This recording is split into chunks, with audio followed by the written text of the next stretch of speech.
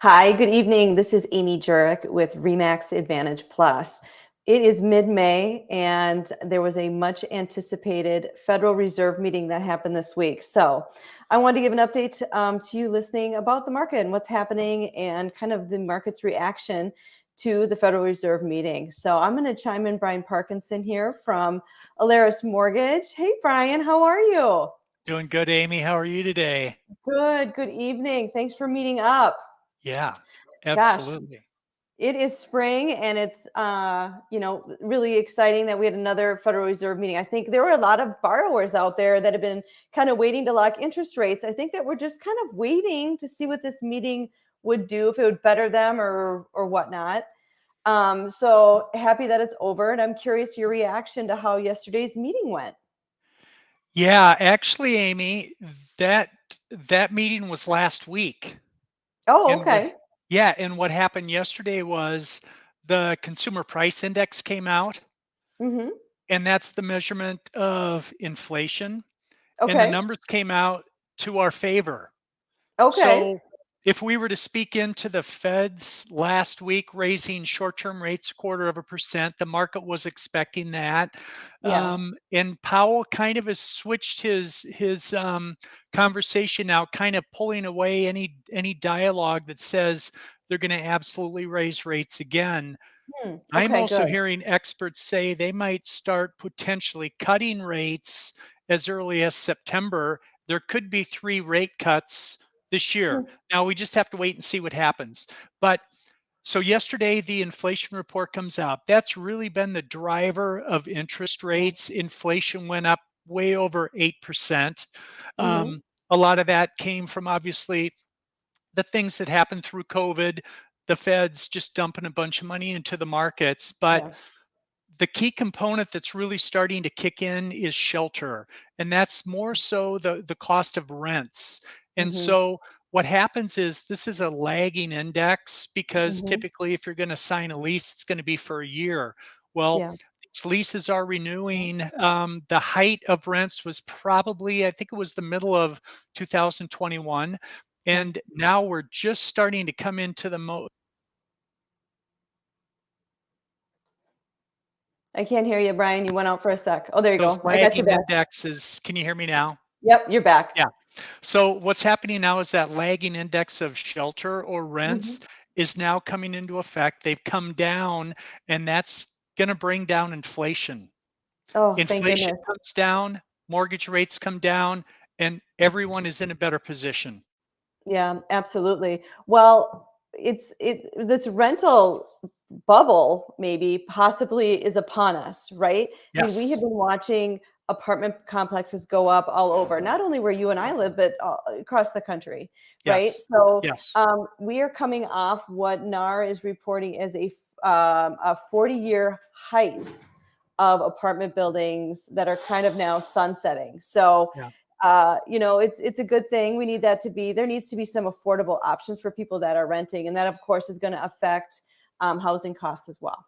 Yes. Yeah, Yes. yeah. It's So funny. The We had a meeting earlier this week with our Lawrence Un. He's our National Association of Realtors chief financial economist, right? And he did this yeah. great presentation. And as brilliant as this PhD is, he says things really simply. And I had to write down his quote because he was talking about what the Fed has done in recent months, and everybody was asking him, and he's in quotes. I had to write this down. They should not have done that. Yes. Yes. Yes. What a great way to kind of summarize what has happened maybe in the last half year, really, with the Fed, right? Oh my gosh, it's been so aggressive. It's Yeah. almost a straight line incline of rates.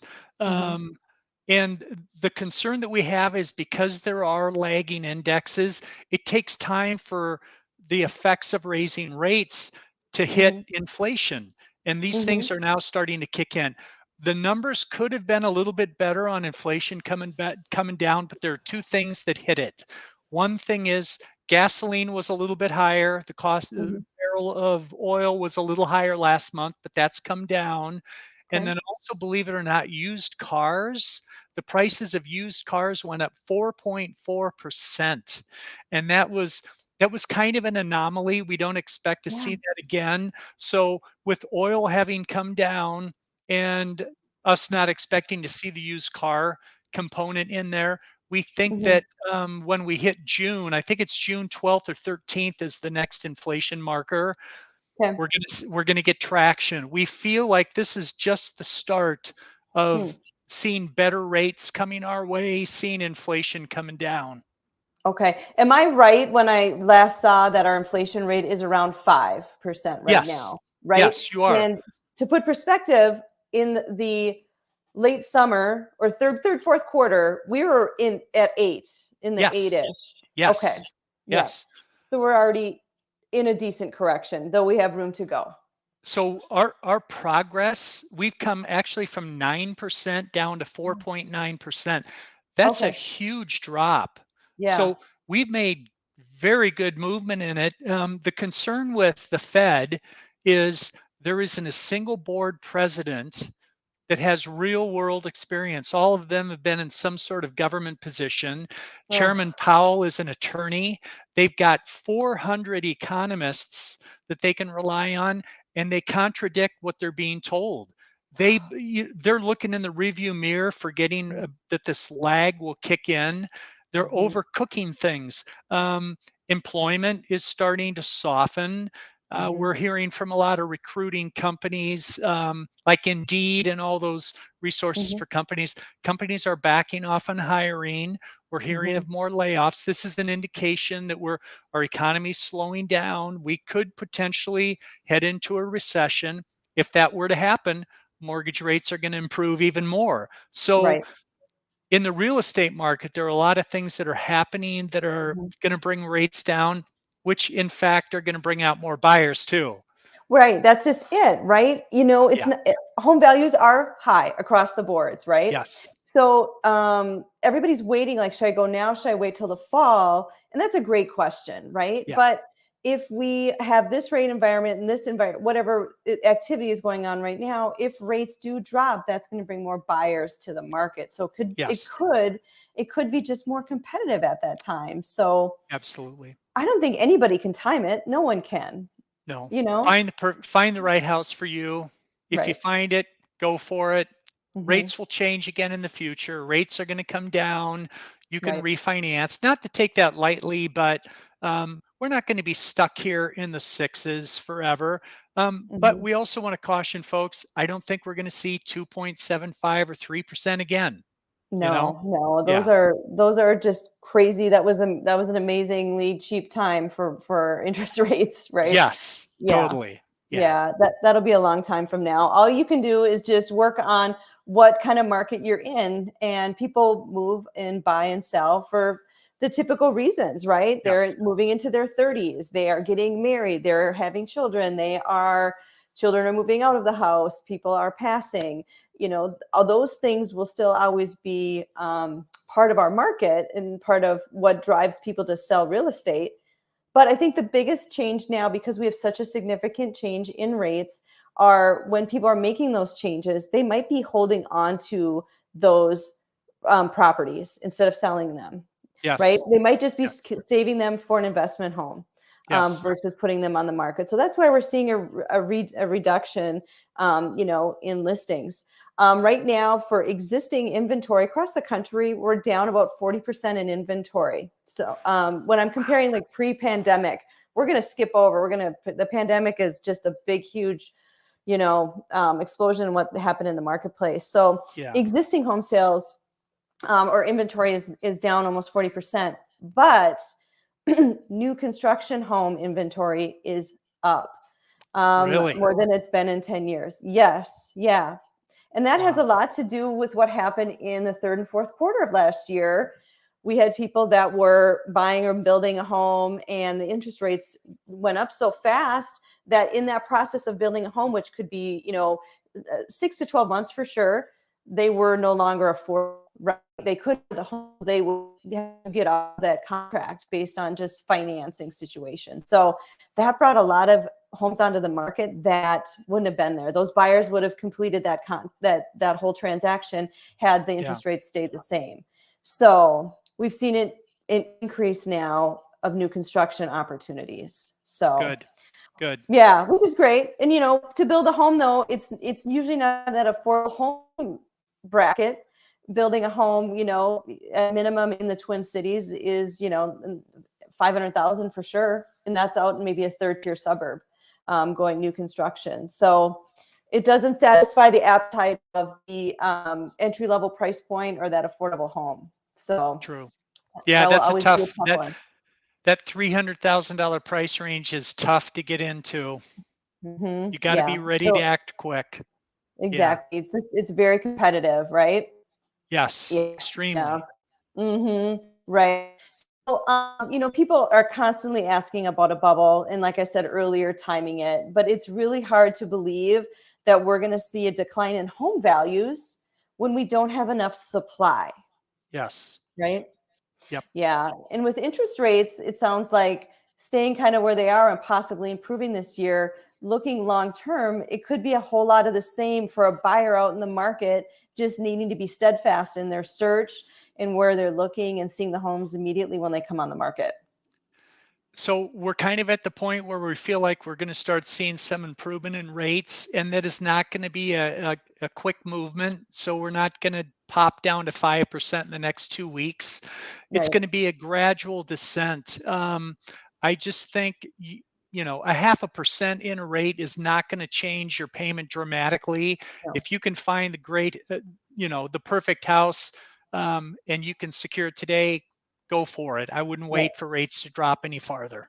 Right. It's not worth the game, right? No, Yeah. no. I think you had some information you wanted to share about CPI rates and stuff like that. Do you want me to pull that Yes. up? Yeah, Okay. that'd be great. Let me do that here. All right.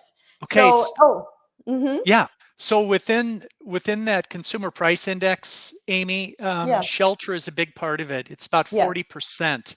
Now, Mm-hmm. what this does is this tracks um, the gains of rents on a month-to-month basis. Now, this is a rolling 12-month average. So Mm-hmm. if you look at the end of the graph, look at the declines that we're seeing as compared to previous months. So Wow. as these new lower numbers come in, the higher previous numbers go out. And that's where we're heading into a stage right now where we're really going to see some nice benefits with those shelter costs dropping. And then that has a big influence on the overall inflation numbers. And that's why we expect to see some real improvement here over the next 2-3 months. Oh, that's great. That's wonderful. Buyers or renters out there are going to want to hear that information. So Yeah. this again shows Mm-hmm. the headline, the core inflation. So the core strips out food and energy. But again, below that are some of the key components. So shelter, you see that's 43% of that number. So that's a big deal. Wow. Rents have come down.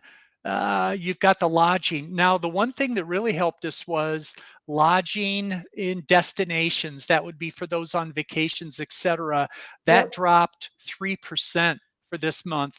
That's a big change. That really benefited our numbers because if you go all the way to the bottom, we'll see that used cars went Mm-hmm. up 4.4%. Now, that is very unusually, it's not expected to happen again, but these are all those components within the inflation markers.